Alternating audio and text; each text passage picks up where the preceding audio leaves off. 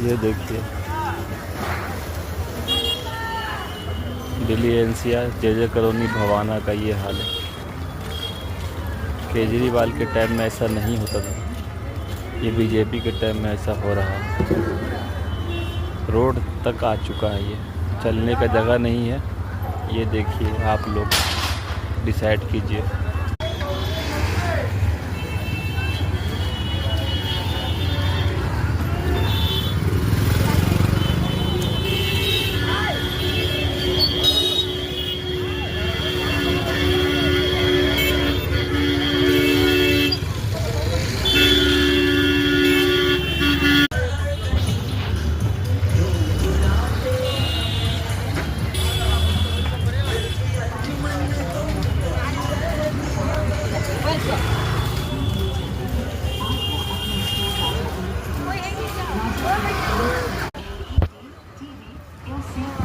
Home theatre और speaker finance किया जाता है और कोई भी सामान खरीदने पर दिए जाते हैं।